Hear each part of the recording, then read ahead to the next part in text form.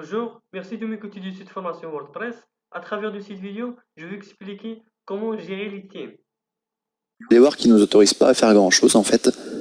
C'est pourquoi cette vidéo en tout cas, sera relativement courte et relativement simple parce qu'elle va reprendre vraiment plusieurs concepts que j'ai déjà évoqués auparavant. Allons justement dans le panneau d'administration et connectons-nous. Cette gestion des thèmes, elle se fait dans Apparence, thème. Un peu comme la gestion des médias se fait dans Médias, Bibliothèque. Ici, j'ai la liste de tous les médias que j'ai déjà ajoutés. Dans Thème, c'est pareil. J'ai la liste de tous les thèmes que j'ai déjà installés. J'en ai 6.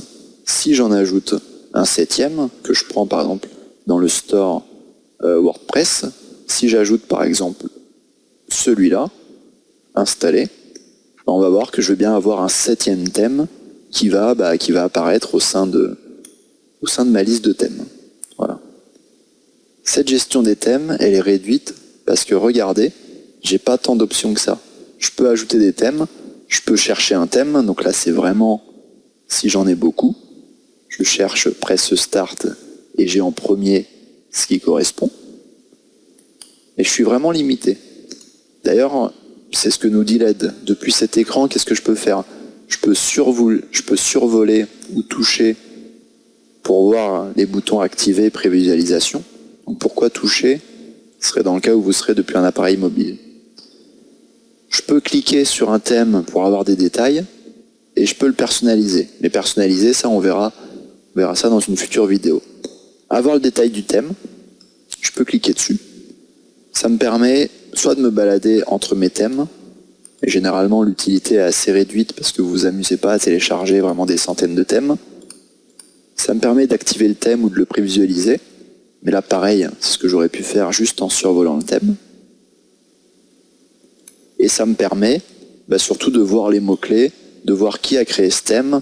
Et je peux ouvrir son site. Voilà, son site, lui, je vais l'ouvrir dans un nouvel onglet. Et on peut voir, voilà, le site du ou des développeurs, etc. etc. Donc c'est assez réduit. De toute façon, l'aperçu ne me sert pas tant que ça. Généralement, ce qui est intéressant, c'est d'activer le thème et de voir ce que ça a donné. Donc là, je vais voir mon site de l'Office de tourisme, qui forcément, là, il a bien changé, le site de l'Office de tourisme. Et à part ça, il n'y a pas vraiment de gestion autre, en fait. Donc, je vais réactiver mon thème Dart. Il y a certains thèmes, à l'image du thème Premium là, que j'ai acheté, Dart. Quand je l'active, je suis totalement mis dans ce qui s'appelle les réglages du thème. Donc vous allez voir, on va en reparler plus longuement dans la prochaine vidéo. Je retourne dans thème. Soit à quoi ça peut me servir, cette bibliothèque de thèmes, c'est à supprimer un thème. Pour ça, je clique dessus et je clique sur supprimer. Et là, en cliquant sur supprimer, ça me demande une confirmation. Si je fais annuler, bien sûr, rien n'est supprimé. Si je fais OK, vous allez voir, WordPress va supprimer le thème, thème supprimé. La gestion des thèmes, c'est aussi simple que ça. C'est vraiment ajouter, supprimer. La modification, ça s'apparenterait à la personnalisation.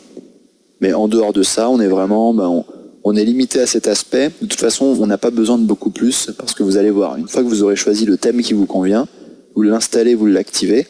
Ensuite, vous le personnalisez à fond. C'est ce qu'on va voir pendant la prochaine vidéo. Et une fois que c'est fait, cette section-là, thème, vous verrez, vous y reviendrez plus jamais.